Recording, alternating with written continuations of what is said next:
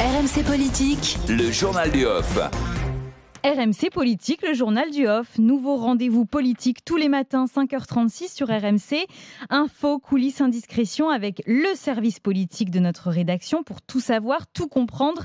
À quelques mois de la présidentielle. Paul Barcelone, bonjour. Bonjour Anne-Sophie, bonjour à tous. On commence avec la perspective de la rentrée scolaire qui inquiète l'exécutif. C'est l'info du jour. Jean Castex et Jean-Michel Blanquer, le ministre de l'Éducation nationale, ont déjeuné ensemble hier. Le Premier ministre remet le couvert ce midi avec Emmanuel Macron. C'est dire l'urgence. Au menu, la préparation de la dernière rentrée du quinquennat, une fois encore marquée par le Covid.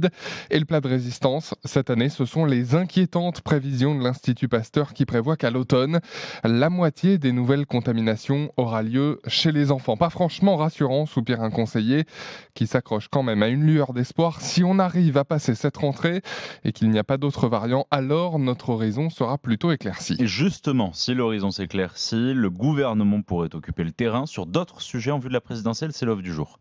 Oui, passer les photos Instagram de coucher de soleil ou de ministres en terrasse pendant leurs vacances, l'exécutif veut profiter des bonnes surprises au plan économique. Un taux de chômage en baisse à 8%, une croissance estimée à 6% pour 2021.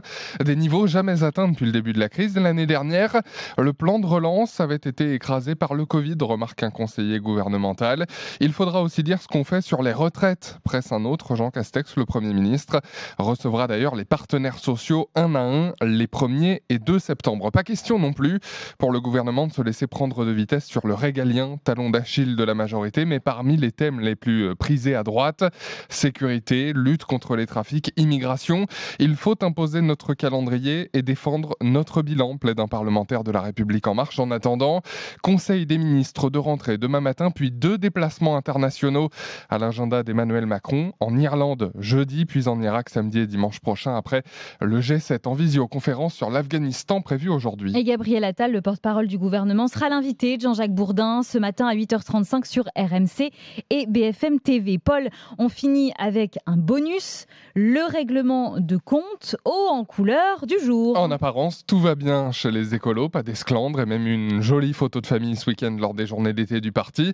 Mais en réalité, c'est plus compliqué. Le match entre les 5 candidats à la primaire risque de faire des dégâts et même de les laisser irréconciliables. En interne, les langues se délient, morceau choisi. Delphine Bateau, elle nous fait la leçon alors que ça fait 3 ans qu'elle est écolo. Il faut appeler 28 fois pour qu'elle réponde et la conversation ne doit pas durer plus de 25 secondes, sans parler de la détestation profonde entre Éric Piolle et Sandrine Rousseau. Bref, vous l'aurez compris, la preuve que chez les Verts, tout n'est pas toujours rose.